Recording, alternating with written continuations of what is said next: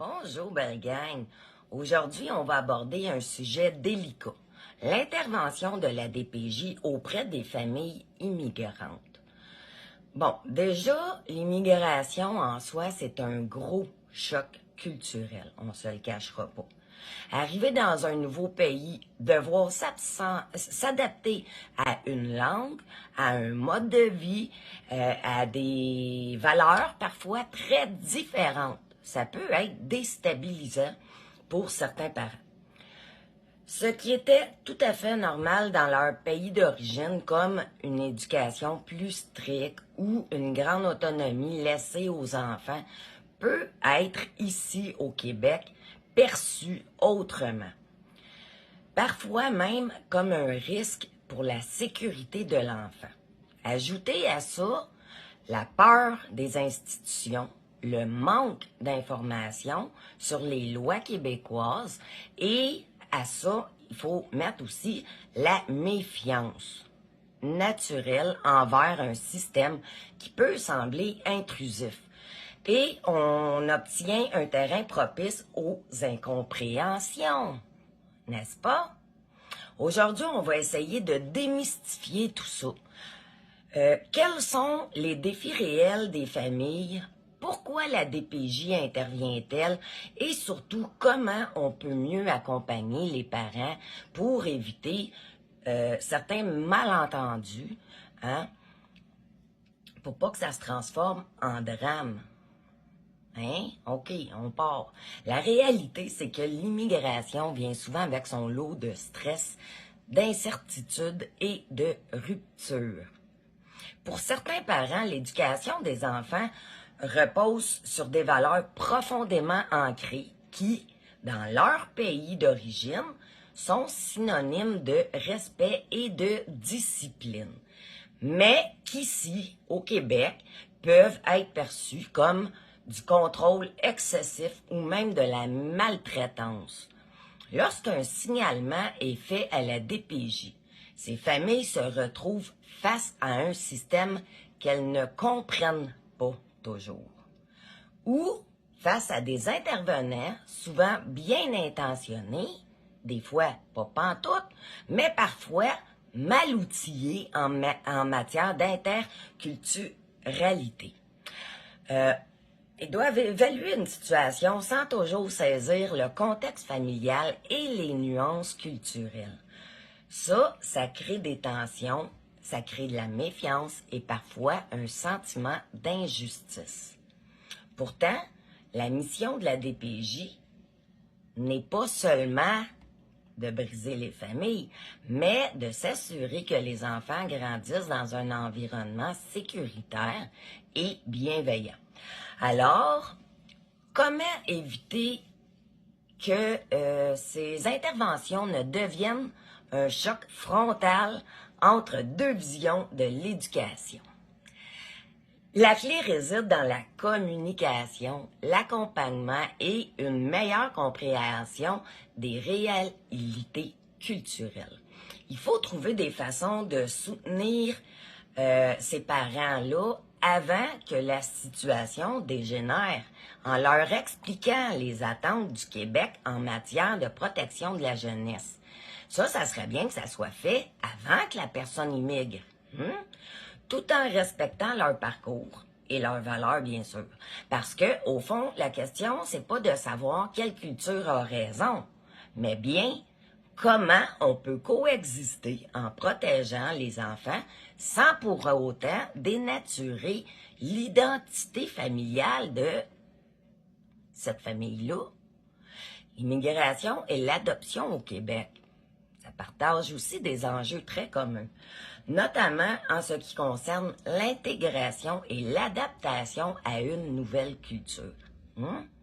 Lorsque l'enfant immigrant arrive dans une famille québécoise par adoption internationale, par exemple, il doit non seulement s'adapter à un nouvel environnement, mais aussi à une éducation et à des valeurs qui sont parfois très différentes de celles de son pays d'origine. De l'autre côté, les parents adoptants doivent composer avec l'histoire et l'identité culturelle de ces enfants-là, tout en répondant aux exigences du système québécois, bien sûr, en matière de parentalité. Comme pour les familles immigrantes suivies par le DPJ, le défi est d'accompagner ces enfants sans effacer leur passé, en favorisant un équilibre entre intégration et respect des origines pour, je crois, éviter un sentiment de déracinement ou de perte identitaire. Parce que moi, j'ai été adoptée puis je l'ai vécu, ça. Puis, c'est pas facile. Également, l'intervention de la DPJ auprès des familles immigrantes soulève plusieurs défis liés au choc culturel et à la méconnaissance des lois québécoises. Pour ces familles, l'arrivée dans un nouveau pays implique adaptation difficile à un mode de vie et à des valeurs différentes, notamment en ce qui concerne l'éducation des enfants. Les mœurs et les réalités culturelles sont très différentes. Puis ça peut être mal interprété par les intervenants de la DPJ s'ils ne connaissent pas bien la culture de la famille qu'ils reçoivent. Puis la DPJ, c'est sûr que c'est perçu comme une menace parce qu'elle est très intrusive au Québec. Fait que, il faut jongler entre protection de l'enfant selon les lois québécoises, mais aussi ne pas brimer l'identité de ces gens-là. Parce que déjà, les suivis auprès des familles québécoises, la majorité sont brimés. Il y a des notes de falsifiées.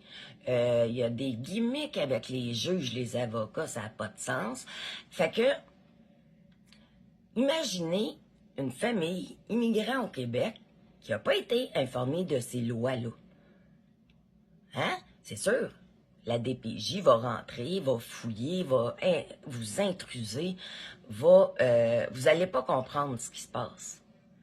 Et de là, qui est très important d'aller voir les organismes de vos cultures pour essayer de vous faire expliquer les lois du Québec qui vont vous sembler parfois un peu crinquées, et elles le sont malheureusement.